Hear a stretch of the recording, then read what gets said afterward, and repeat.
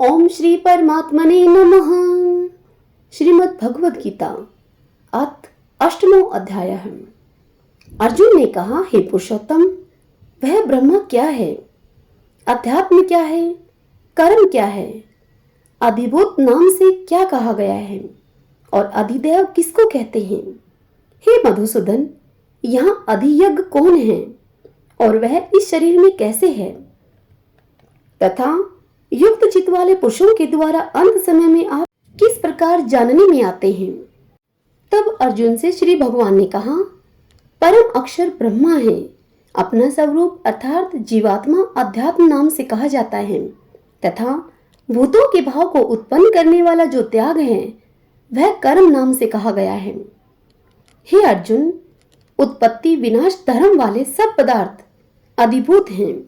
हिरण्यमय पुरुष अधिदैव है और ये देहधारियों में श्रेष्ठ अर्जुन, इस शरीर में मैं वासुदेव ही अंतर्यामी रूप से अधियज्ञ हूँ।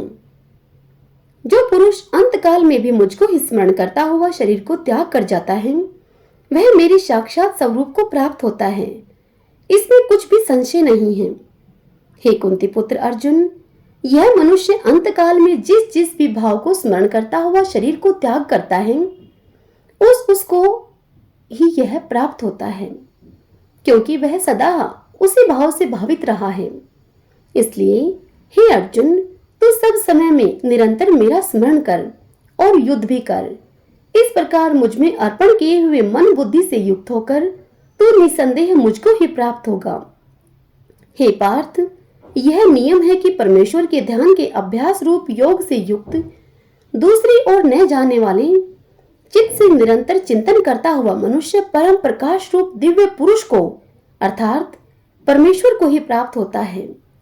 जो पुरुष सर्वज्ञ, अनादि, सबके नियंता, सूक्ष्म से भी अति सूक्ष्म, सबके धारण पोषण करने वाले अचिंत्य स्वरूप सूर्य के सदृश नित्य चेतन प्रकाश रूप और अविद्या से अति परे शुद्ध सच्चिदानंद घन परमेश्वर का स्मरण करता है, वह भक्ति युक्त पुरुष अंत काल में भी योग बल से भ्रकुटी के मध्य में प्राण को अच्छी प्रकार स्थापित करके फिर निश्चल मन से स्मरण करता हुआ उस दिव्य रूप परम पुरुष परमात्मा को ही प्राप्त होता है। वेद के जानने वाले विद्वान जिस सच्चिदानंद घन रूप परम पद को अविनाशी कहते हैं, आसक्ति रहित यतनशील सन्यासी महात्मा जन जिसमें प्रवेश करते हैं और जिस परम पद को चाहने वाले ब्रह्मचारी लोग ब्रह्मचार्य का आचरण करते हैं, उस परम पद को मैं तेरे लिए संक्षेप से कहूंगा। सब इंद्रियों के द्वारों को रोककर तथा मन को हृदय में स्थिर करके फिर उस जीते हुए मन के द्वारा प्राण को मस्तक में स्थापित करके परमात्मा संबंधी योग धारणा में स्थित होकर जो पुरुष ओम इस एक अक्षर रूप ब्रह्मा को उच्चारण करता हुआ और उसके अर्थ स्वरूप मुझ निर्गुण ब्रह्मा का चिंतन करता हुआ शरीर को त्याग कर जाता है, वह पुरुष परम गति को प्राप्त होता है। हे अर्जुन, जो पुरुष मुझ में अनन्य चित होकर सदा ही निरंतर मुझ पुरुषोत्तम का स्मरण करता है, उस नित्य निरंतर मुझ में युक्त हुए योगी के लिए मैं सुलभ हूँ, अर्थात उसे सहज ही प्राप्त हो जाता हूँ। परम सिद्धि को प्राप्त महात्मा जन मुझको प्राप्त होकर दुखों के घर एवं क्षणभंगुर पुनर्जन्म को नहीं प्राप्त होते। हे अर्जुन, ब्रह्मा लोक पर्यंत सब लोग पुनरावर्ती हैं, परंतु हे कुंती पुत्र, मुझको प्राप्त होकर पुनर्जन्म नहीं होता, क्योंकि मैं कालातीत हूँ और ये सब ब्रह्मा आदि के लोग काल के द्वारा सीमित होने से अनित्य हैं। ब्रह्मा का जो एक दिन है उसको 1000 चतुर्युगी तक की अवधि वाला और रात्रि को भी 1000 चतुर्युगी तक की अवधि वाली जो पुरुष तत्व से जानते हैं, वे योगी जन काल के तत्व को जानने वाले हैं। संपूर्ण चराचर भूतगण ब्रह्मा के दिन के प्रवेश काल में अव्यक्त से अर्थात ब्रह्मा के सूक्ष्म शरीर से उत्पन्न होते हैं और ब्रह्मा की रात्रि के प्रवेश काल में उस अव्यक्त नामक ब्रह्मा के सूक्ष्म शरीर में ही लीन हो जाते हैं। हे पार्थ, वही यह भूत समुदाय उत्पन्न होकर पृथ्वी के वश में हुआ रात्रि के प्रवेश काल में लीन होता है और दिन के प्रवेश काल में फिर उत्पन्न होता है।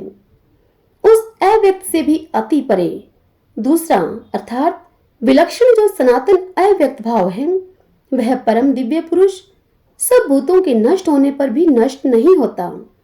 जो अव्यक्त अक्षर इस नाम से कहा गया है उसी अक्षर नामक अव्यक्त भाव को परम गति कहते हैं तथा जिस सनातन अव्यक्त भाव को प्राप्त होकर मनुष्य वापस नहीं आते वह मेरा परम धाम है।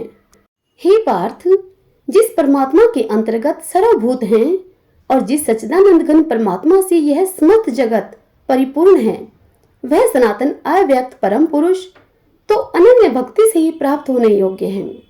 हे अर्जुन, जिस काल में शरीर त्याग करके गए हुए योगी जन वापस न लौटने वाली गति को और जिस काल में गए हुए वापस लौटने वाली गति को ही प्राप्त होते हैं उस काल को अर्थात दोनों मार्गों को मैं कहूंगा। जिस मार्ग में ज्योतिर्मय अग्नि अभिमानी देवता है, दिन का अभिमानी देवता है, शुक्ल पक्ष का अभिमानी देवता है और उत्तरायण के 6 महीनों का अभिमानी देवता है, उस मार्ग में मरकर गए हुए ब्रह्मा बेता योगी जन उपयुक्त देवताओं के द्वारा कर्म से ले जाए जाकर ब्रह्मा को प्राप्त होते हैं।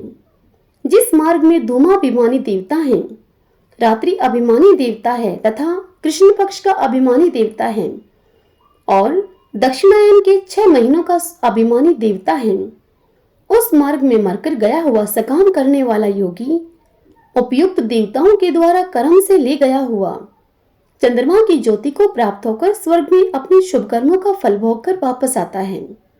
क्योंकि जगत के ये 2 प्रकार के शुक्ल और कृष्ण अर्थात देवयान और पितृयान मार्ग सनातन माने गए हैं।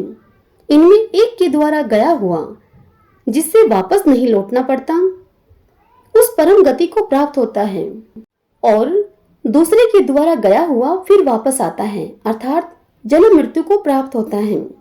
हे पार्थ, इस प्रकार इन दोनों मार्गों को तत्व से जानकर कोई भी योगी मोहित नहीं होता। इस कारण हे अर्जुन, तू सब काल में संबुद्धि रूप योग से युक्त हो अर्थात निरंतर मेरी प्राप्ति के लिए साधन करने वाला हो। योगी पुरुष इस रहस्य को तत्व से जानकर वेदों के पढ़ने में तथा यज्ञ तप और दान आदि के करने में जो पुण्य फल कहा है उन सब को निसंदेह उल्लंघन कर जाता है और सनातन परम पद को प्राप्त होता है। हरि ओम तत्सत। ओम श्री परमात्मने नमः।